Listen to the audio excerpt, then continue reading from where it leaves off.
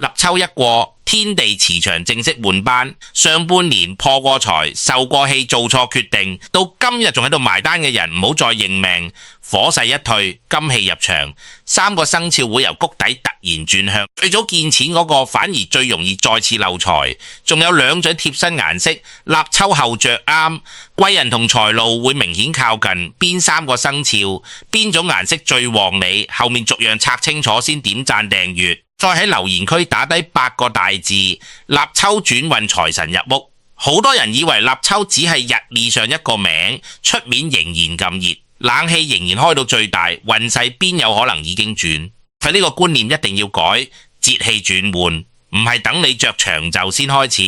立秋一到，大自然嘅氣已經由向外散，慢慢變成向內收，日頭仍然熱，但夜風開始唔同。人心亦會由上半年嗰種急住衝，慢慢轉為計數、整理同重新選擇。夏天屬火，火代表速度嘅名氣、曝光同衝勁火，用得啱，人會有膽敢爭取，敢行第一步。但火過量，個人就會失去停頓。睇到朋友話有平貨，你未計成本就落訂。公司話有升職機會，你連責任同人工都未問清，就將所有工作接晒件。某樣投資升得快，個心驚執輸，錢一轉出去，個價就開始跌。上半年好多人唔係冇能力，係每次都快咗半步返工一樣。上司語氣重少少，你即刻覺得對方針對自己。同事提出唔同意見，你未聽完第一句已經頂返轉頭。原本可以坐低處理嘅工作問題，最後變成人事鬥爭。返到屋企，火氣更加容易爆。明明只係一個外賣盒未掉，講幾句就扯到供樓家用，同幾年前邊個冇幫過邊個，嗰餐飯仲未食完，成屋人已經冇人想出聲。火最傷人嘅地方唔係天氣熱，係令人喺最唔應該落錢嗰一刻，偏偏覺得自己今次一定睇得啱。立秋之後，金氣開始入場，金代表數字合約、規矩、界線同埋決斷。之前覺得唔好意思追嘅數，會開始咁追。既然怕得罪人而接落嘅工作，你會重新問清楚，究竟包幾多、幾時交，同埋做多咗有冇錢收。抽金最重要嘅作用，唔係送一筆橫財俾你，而係先幫你將漏財口揾出嚟。一門生意表面有收入，但扣除時間運輸、退貨同人情折扣之後，原來每做一單都是上半年你唔肯認，因為已經放咗太多心機落去。立秋後你開始肯睇實數，先知道停低唔係失敗，係救翻之後嘅現金。等金氣收好個局，水氣就會跟住入，金能生水。水代表資金流、人脈流、資訊流，同埋一件卡住好耐嘅事，終於有方法轉換。之前一口咬死唔肯付款嘅人，可能開始願意分期。幾個月冇消息嘅面試突然再揾你，舊客覺得你做事穩，會將新客帶返嚟。呢個就係金水相生，先收亂再通財，先將錯嘅人同錯嘅決定清走，真正有價值嘅機會先有位入。而衣服顏色點解會喺立秋後特別重要？因為衣服係每日最貼身，亦跟住你最耐嘅風水環境。屋企一件擺設，你出門之後就見唔到件衫，由朝早陪你返工、見客、開會、傾錢，去到夜晚先除低。顏色唔會代你返工，更加唔會令一個完全冇準備嘅人突然發達，但顏色會影響別人。第一眼點睇你，亦會提醒你今日應該用咩狀態做事。上半年火旺，紅色、橙色、鮮紫色用得太多，容易將本身嘅急躁再推高。尤其嗰啲一心急就講錯說話，一受刺激就亂買嘢嘅人，立秋後唔好再由頭火到腳。真正適合下半年嘅2大色系，一組係白金色系，一組係藍黑色系。白色同金色帶金氣，幫你收成立規矩，睇清數字。藍色同黑色帶水意，幫你冷靜轉彎，同埋令財路有流動空間。但係究竟邊一個生肖最需要白金，邊一個最需要藍黑？答案唔係全部人一樣。今次立秋後轉勢最明顯嘅係生肖狗、生肖虎同生肖羊，三者行嘅唔係同一條財路，有一個靠舊狗翻身，有一個靠攞翻話事權翻身，仲有一個起步最靜。但一張訂單就可能將過去大半年嘅辛苦全部扭轉。先講生肖狗，屬狗嘅人上半年最屈嗰一幕，通常發生喺會議室。一個項目由開始已經亂資料交遲，客人改要求，其他部門又唔配合，你見件事就快大鑊，只好逐樣執翻好。同事漏咗嘅資料，你補客人發火，你聽上司臨時要改，你夜晚留低做，去到項目出錯嗰日，所有人突然記得一件事，呢個項目一直係你跟。喺張台前面聽住有人將責任一件一件推過嚟，心入面真係火到震。最難頂唔係挨鬧，而係你知道成班人都清楚真相，偏偏冇一個出聲。生肖狗重情義，亦習慣替人頂住。你怕當眾拆穿同事場面會難睇，你怕同上司講清楚會俾人話唔合作，結果人哋見你次次都接，就將原本屬於自己嘅責任愈推愈多。有功勞嗰陣，大家話係團隊合作出事嗰陣，全房人望住你做生意嘅生肖狗。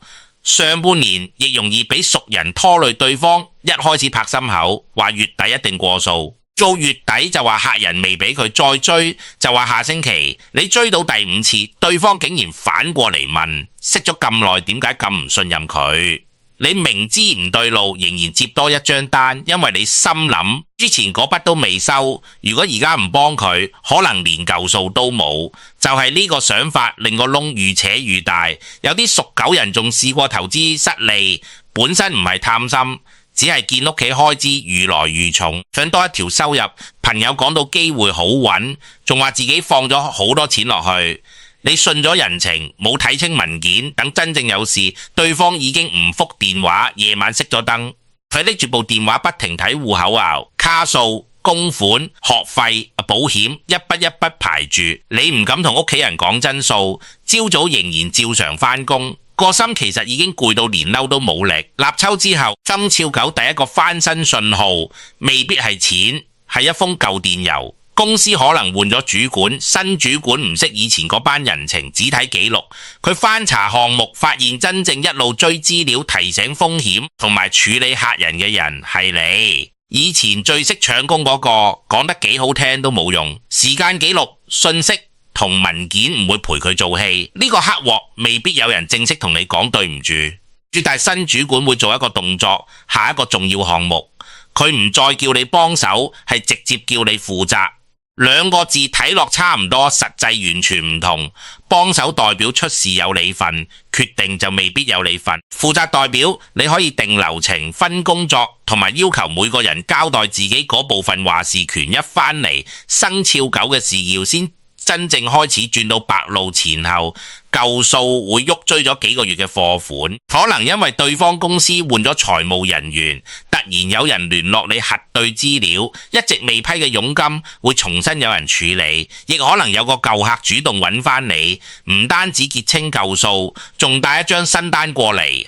生肖狗最先翻嚟嘅財，通常唔係全新嘅錢，係過好應該屬於你，但一直卡住嗰部分，有人會收到退款，有人會收到補發佣金。亦有人將屋企放咗幾年嘅器材放上網，竟然有人願意用合理價錢收呢啲錢，未必令你一夜變成有錢人，但係足以鬆開一條勒咗你好耐嘅。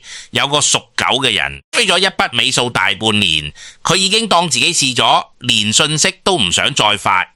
立秋後，對方公司總組新負責人清舊照，主動叫佢補返文件。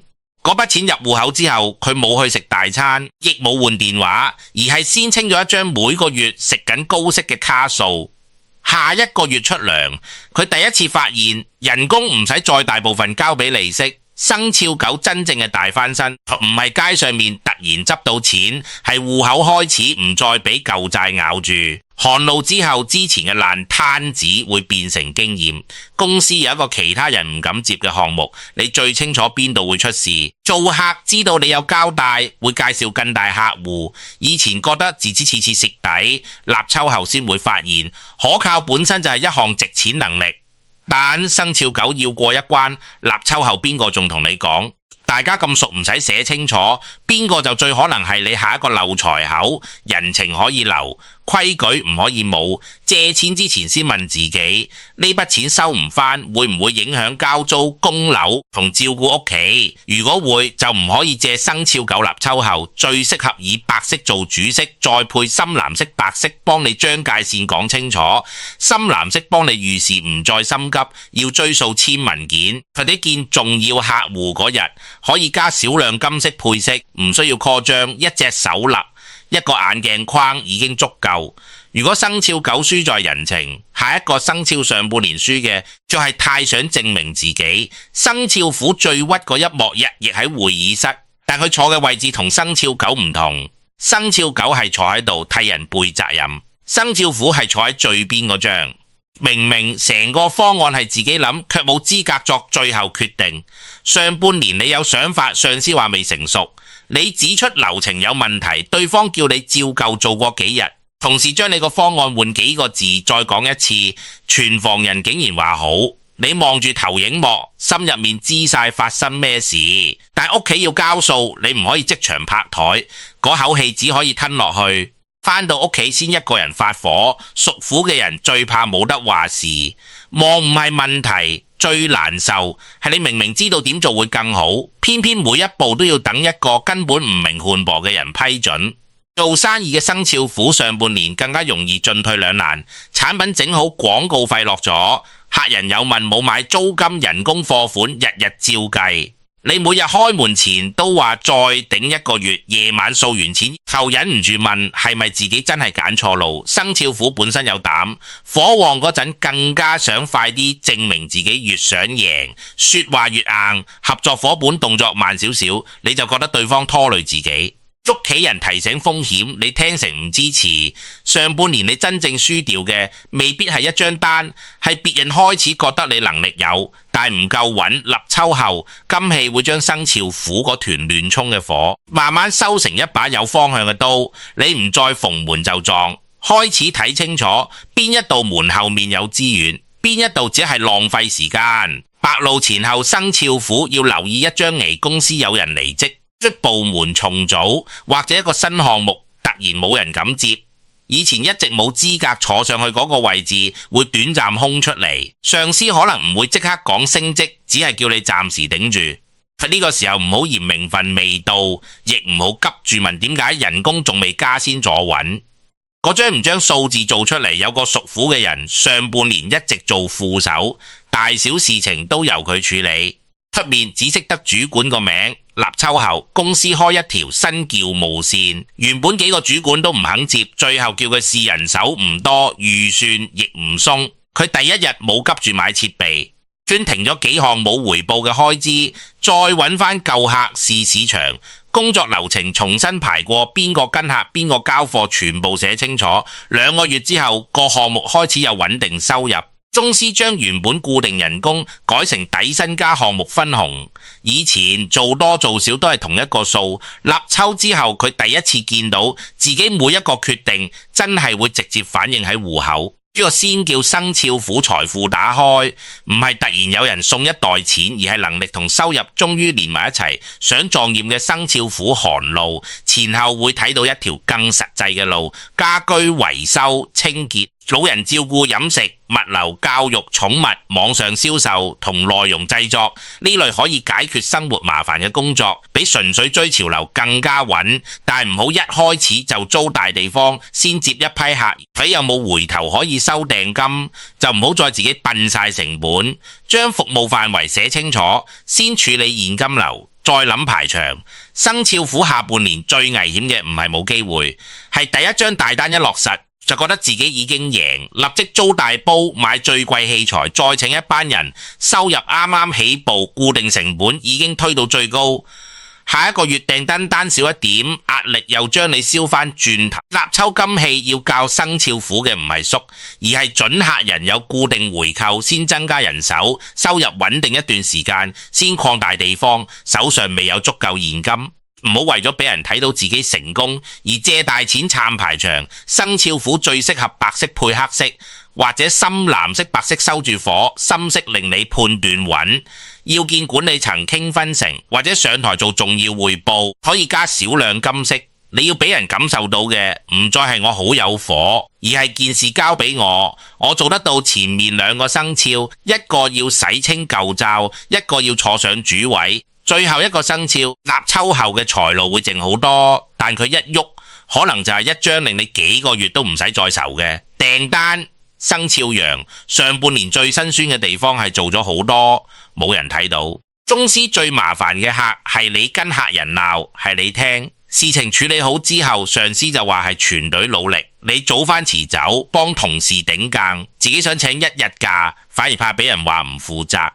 屋企亦一樣，朝早整早餐，送細路返學，放工買餸，老人家覆診，又係你陪自己條腰痛咗幾個月，仍然同自己講遲啲先處理，因為大家習慣咗你會頂，所以冇人再問你攰唔攰。做小生意嘅生肖羊，上半年可能日日忙足10個鐘，客人睇多買少，貨品擺完又擺，價錢改完再改，夜晚收煲掃完一日，收入扣除租金、水電同貨款，發現自己只係勉強夠過。生肖羊唔中意爭，亦唔習慣將自己講到好叻。最大問題係市場唔會自動知道你有幾好。客人一講預算有限，立即減價，對方話再改多2次，你怕失去個客，免費做埋，結果訂單有，收入亦有，真正留喺戶口嘅錢卻唔多。生肖羊上半年唔係冇客，係有客都賺唔到錢。立秋後，雙合嘅人際力量會開始落到實際合作。第一個信號通常係有人介紹你，舊客帶一個朋友過嚟，供應商主動俾更好條件，公司有位置空缺，一個平時冇乜同你講嘢嘅高層突然點名叫你試，你可能覺得奇怪，佢平時根本冇讚過自己。其實上半年你點樣處理麻煩，點樣對客人有交代，對方一路睇緊真正要揾可靠嘅人嗰日，佢先會記起你有個屬羊嘅人，平時喺屋企整食品俾熟客。上半年每星期做幾十盒，收入唔多，仲成日俾人問可唔可以平啲。立秋之後，一個舊客食完覺得好，介紹俾公司做活動，電話打過嚟嗰陣，對方問嘅唔係10盒20盒，係幾百份，可唔可以按時交？生肖羊第一個反應通常係驚自己做唔切，驚開價太高，嚇走對方，亦驚要揾人幫手會增加成本。但今次佢冇再用平時嗰個人情價，材料、人工、包裝、運送全部計清楚，再收一部分訂金先開始。第一張單完成之後，公司同事再落私人單。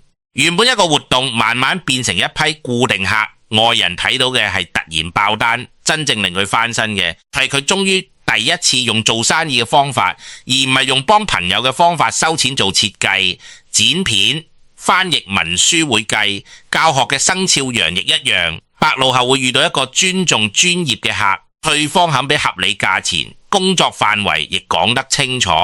第一單做完，仲介紹同類客戶過嚟。你以前四圍問人有冇工作，下半年開始有人問你幾時有期生肖羊嘅編裁，多數由合作轉介同長期訂單而來。另一半可能願意暫時分擔部分家庭開支，等你試一門副業親戚，啱啱有地方或者設備，可以用較低成本俾你開始。以前一直差過一塊，會有人補上。但生肖羊立秋後最怕嘅唔係冇訂單，係訂單突然多咗，自己仍然按舊價收錢，忙到連食嘢都冇時間，月底戶口卻冇多幾多，咁就叫有運冇財。價錢、數量、交貨日期、修改次數同付款方式開始之前一定要講清楚。真正嘅貴人唔會因為你收合理價錢就嬲，只有一心想攞着數嘅人專會用大家咁熟壓你。生肖羊適合米白色配深藍色，米白保留親和力，深藍增加專業感。你要令人感受到你仍然好相處，但唔再係一個可以無限免費加工作嘅人。3個生肖講到呢度，大家應該睇得明。生肖狗靠舊教回流，生肖虎靠主導權生財，生肖羊靠計人同訂單聚財。但最後留唔留得住唔直睇生肖，仲要睇立秋之後每日穿喺身上嗰齊貼身風水。前面講2大色係真正主色，其實可以收得更簡單。白色同深藍色、金色可以做白色嘅互助，黑色可以做深藍色嘅互助。點解將主色定成白同深藍？因為白色夠乾淨，容易配搭，亦最能呈現秋金嗰種清楚同利落。深藍色比純黑柔和，仍然有水意，同時唔會令人睇落太沉。返工見客可以白色上衣配深藍色褲或者裙，需要追數簽文件同人講清楚工作界線就用白色做主，再加件小金屬配飾。要處理投訴、傾合作或者見一個情緒比較急嘅人，深藍色做主會穩好多。管理層開會可以深藍配白，做銷售需要親和力，可以白色做主。再用深藍袋或者外套壓住浮躁，金色只要少量手勒、眼鏡框、耳環、裂扣，揀一樣就夠。全身金光閃閃未必叫旺財，可能只會令人覺得用力過度。黑色亦一樣可以做褲鞋或者袋，但唔好由頭黑到腳，令自己睇落冇精神。水氣要穩，唔係要沉。紅色、橙色、鮮紫色立秋後唔係完全唔可以用，非要上台做宣傳或者增加少量人氣，可以用一點做點點，但本身已經脾氣急。近期成日衝動使錢嘅人就唔好將火色做全身主角。衣服風水最怕一件事，顏色啱件衫卻皺晒，鞋底污糟，袋入面塞滿舊單據，身上仲有異味，財神未必真係俾你嚇走，客人就好可能先走。所以立秋前後要整理衣櫃，3年冇着過又唔合身嘅衫，唔好再塞住甩爛拉鏈，可以整就整，唔會再着就處理。你每日打開衣櫃都見到一堆冇用嘅選擇，朝早未出門已經開始亂衣櫃清楚。個人做決定亦會快而準，接住要睇屋企大門。大門係一家人每日接外面消息、工作同人脈嘅入口，鞋子箱、雨遮同垃圾全部堆喺度。門一開已經要側身行。屋企人每日出門第一個感覺就係煩唔着嘅鞋，收好紙箱，唔好留幾個月。門突污糟就洗，爛咗就換。門盒有聲要處理，門鎖唔順要整，門口燈壞咗即刻換。大門一乾淨，最先改變嘅係屋企人每日出入嘅情緒。朝早冇嘢阻住，個人冇咁急。夜晚返到屋企，第一眼唔係一堆雜物，火氣自然低一點。想加金氣，可以喺入門後穩固嘅櫃面放一個細小銅鐘，唔需要買古董，外形完整，聲音清脆就可以。唔好放地下，唔好塞喺雜物後面，亦唔好正對垃圾桶。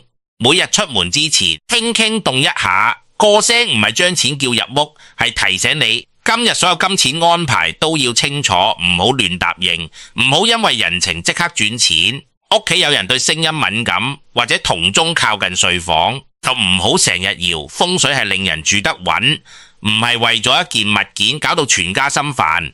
想加水氣可以留意正北位置，正北喺客廳，可以放一杯乾淨清水杯，要完整，位置要穩，水要定期換，唔好擺一大桶。水放得太多長期唔換，只會有味，滋生蚊蟲，仲容易打翻一杯已經夠。重點唔係數量，係清潔同流動。正北如果係睡房，就唔好擺水，保持整潔。用少量深藍色物件已經足夠。睡房最重要係休息，唔可以為催財搞到自己瞓唔安樂。正北如果係廚房，就檢查水槽同水喉，竹嘅碗碟唔好堆過夜，去水位有味要清。水喉滴水一定要整一滴，水睇落好少，日積月累就係一筆錢。屋企長期漏水，就好似戶口每日都有一個細窿。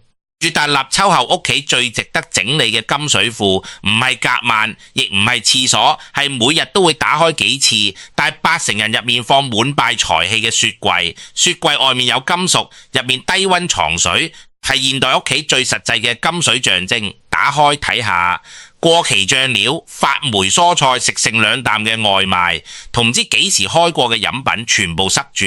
你以為放滿代表豐足，其實買返嚟又掉，只係將收入慢慢變成垃圾。揀一日將食物逐樣拎出嚟過期嘅處理，仲食得嘅，按日期排好，最快到期放前面。層架同門邊膠條全部抹乾淨，雪櫃唔好塞到連冷氣都行唔到。肉類、蔬菜、飲品分開，每星期睇一次，食得幾多先買幾多。一個月少掉幾包菜，少浪費幾盒肉，已經係最實際嘅聚財。雪櫃頂亦唔好堆滿紙袋、舊藥同用唔着嘅小電器。你每次打開見到嘅係清楚同有秩序，買嘢時自然少一點重複。銀包同戶口亦要一齊整理，過期收據、用會餘卡同亂七八糟嘅紙全部清走。每星期固定一晚睇清楚收入幾多，固定開支幾多，邊筆債利息最高。立秋金氣最怕逃避數字，你唔敢望個數，就永遠唔知道財由邊度流。第一筆額外收入到手，3個生肖都唔好急住，證明自己翻咗身。生肖狗最容易借俾人，生肖虎最容易攞去擴張，生肖羊最容易繼續用人情價做生意。犯中任何一樣，前面翻嚟嘅財都只會變成過手錢。第一筆錢先處理高息債，再留一部分現金，之後先考慮改善工作工具或者學習真正用得到嘅技能。第一筆財係種子，唔係煙花。煙花放完得一陣光，種子留得好先會再生。立秋後第一段時間，你未必即刻收到一大筆錢，最先出現嘅變化可能只係信息有人覆，個心冇咁亂，或者一項長期漏錢嘅開支終於停低。唔好嫌呢啲變化細，運勢反轉，通常先停止向下，之後先慢慢向上。白露前後工作，舊客同合作會明顯喐。寒露之後，佣金訂單、職位調整同拖延款項先會逐步落實。立冬之後最重要係守住第一筆錢，守住已經修補好嘅關係，亦守住自己，唔再回到上半年嗰種急同亂。玄學唔會代你返工，亦唔會保證一件白衫可以令你一夜暴富。玄學真正幫你嘅係喺對嘅時間提醒你，用對嘅方法。火旺嗰陣識得停，金入場嗰陣識得整理水開始流動嗰陣，捉緊真正有價值嘅人同機會。上半年受盡委屈嘅生肖狗立秋後，唔使再四圍解釋，將記錄留好，將責任分清楚，時間會替你洗清黑鑊。生肖虎唔好再用脾氣證明自己，將一個混亂項目做出數字話事權，自然會返到你手上。生肖羊更加唔好再覺得收合理價錢係貪心，你嘅時間、經驗同信用全部有價值，咁接住一張大單，亦要敢為自己留下利潤。今晚返到屋企，唔使一次做10樣，揀好聽日要着嘅白色同深藍色配搭，清走大門附近一件雜物，再打開雪櫃處理一樣過期食物。最後將最大嗰筆債寫低，你敢面對最亂嗰個位置，財運先有地方轉。你仍然逃避過數，仍然日日衝動使錢，着幾多旺財顏色都只係一件衫。立秋一過，上半年嘅辛苦可以翻篇，但教訓一定要留下。曾經拖過你數嘅人，以後要留記錄。曾經令你熱錢嘅決定要變成規矩，曾經因為火氣而疏遠嘅貴人，值得修補就主動行一步。願生肖狗舊數回流，小人退開，付出終於有人睇見。願生肖虎攞翻話事權，收入跟住能力上升，創業同升職都遇到真正肯俾資源嘅人。願生肖羊客源增加，合作順利，過去默默做過嘅一切終於得到合理回報。亦祝每一個聽到呢度嘅人，立秋之後時來運轉，財路重新接通，屋企少一點爭嘈，戶口多一點底氣，老人家健康平安，一家人食得安樂，瞓得安穩。最後再喺留言區打低8個大字：立秋轉運財神入屋。呢句唔係叫你坐喺度等財神，而係提醒自己由立秋開始換一種生活方法，着啱白色同深藍色，令自己每日保持清醒。執好大門同雪櫃，截住最細嘅漏財位，將人情同金錢分清楚，唔再因為心軟、心急同唔好意思，將啱啱返嚟嘅機會再次送走。天地已經轉氣，你捱過上半年最難嗰一段，接落嚟要做嘅，即唔係四圍追運，而係將自己穩住。當財路行到門口，你要有清醒嘅頭腦開門，有足夠嘅能力接住，亦有規矩將筆錢穩穩陣陣留喺自己屋企。